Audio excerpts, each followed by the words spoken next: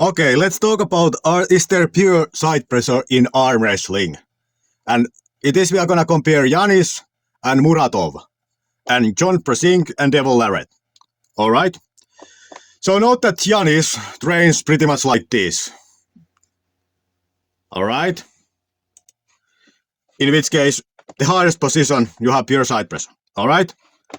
But Muratov trains like this. Alright?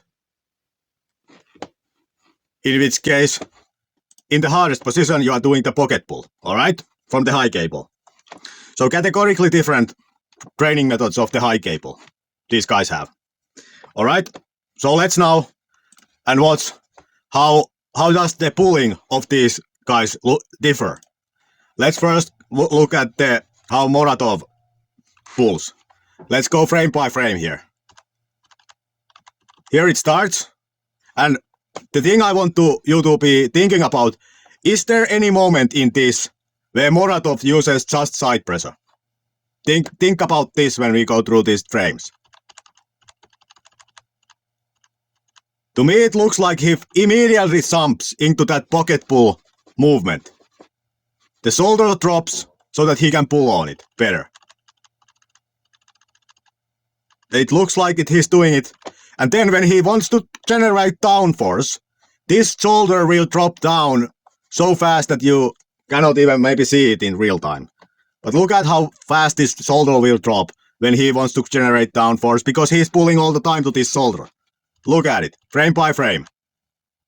Frame by frame. And there. Shoulder drops because he pulls to the shoulder. Because that's how he's training. He's training the pocket pull from the high cable. So why would he now do different thing than what he trains for? You know? Alright.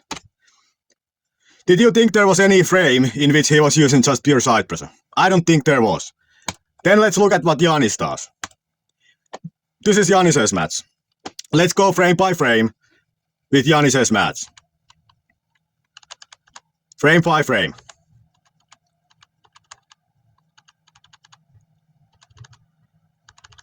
Look at the end how Yiannis loses this. Frame by frame. Let's put it on flow motion. Look at it. Look how Yiannis loses. He loses without losing this angle.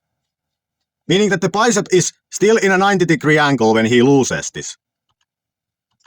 Look at it. To me that this tells that he is using side pressure a lot. Like his main thing is side pressure. Because otherwise how would you lose without losing the bicep if you would use the bicep? Like he is not utilizing the bicep effectively here. But he ends up winning because at the end he starts to use the bicep more. Because he drops this elbow more. You know, he drops this shoulder more. So, the answer to the question is there side pressure in arm wrestling? Yes, if you train side pressure, you will end up using side pressure, and hence, in your case, there is side pressure in arm wrestling. If you don't train side pressure but the pocket pull, then you will arm wrestle with the pocket pull, and hence, in your case, there is not that much side pressure in arm wrestling. You know? So the question is kind of like, yes, there is whatever you use in arm wrestling if you just use it. You know? You could just use only your bicep if you want. Like, then there would be only bicep in arm wrestling. Alright? So the question is like that. So in my mind, it is more effective. Like, theoretically, it makes more sense to do what Muratov does than what Yiannis is doing, in my opinion, because this force vector that happens here is a lot greater than what happens in this situation.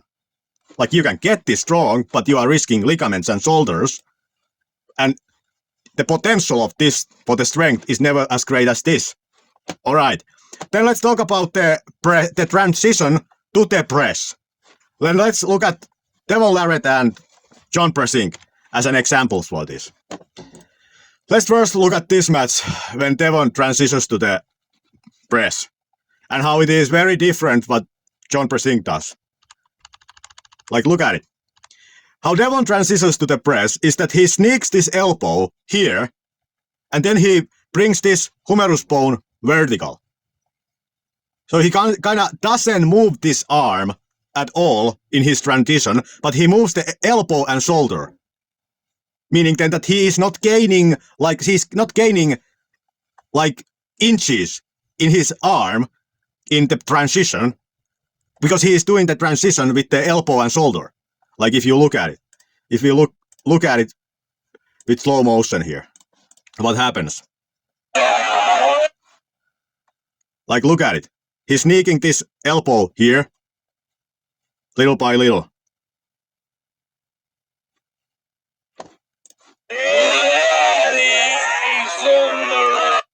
Like now he is already in it.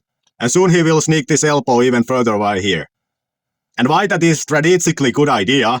Because like when I was talking about the circle of power theory, when he moves the elbow here, it is disadvantaging Gennady. This corner. Like look, now he did it. He moves this elbow all the way to this corner. Because he's disadvantaging him. Anyways, this was Devon press transition, alright? Then let's look at John Brzenk's press transition here. Let's go to the beginning of this match. So Yoshi Kanai and John Brzenk. Let's watch it in half speed. Note that he is now pulling to this shoulder. This is my opinion. He is pulling to this shoulder.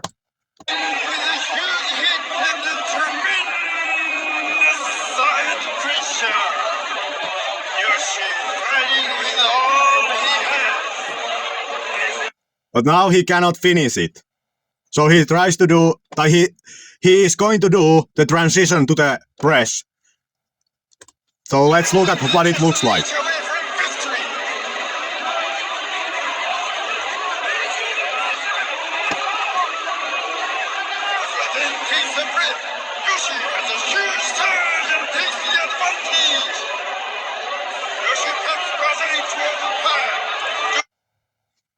This is John's transition to the press. Like here it was. He went from this jump to this.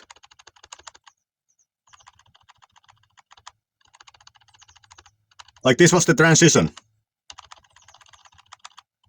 Like, was there in between these 10 frames side pressure?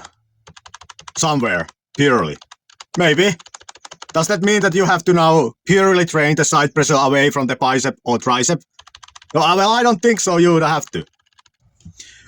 To me, there wasn't significant side pressure involvement either in this. Like, we are talking about pure side pressure.